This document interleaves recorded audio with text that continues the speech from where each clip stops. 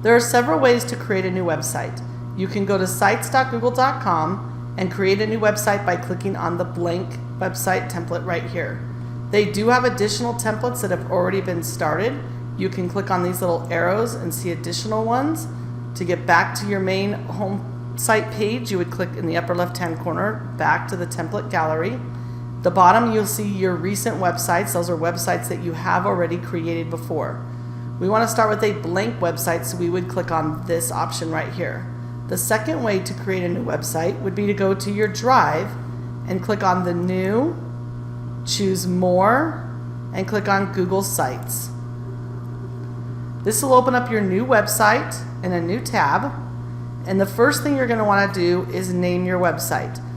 I'm just going to call this my website. This name can be changed, and this name does not affect the URL of your website once you publish it.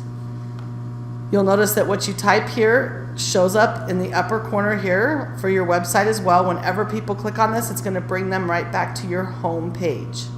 So choose one of those two options and start creating your new website.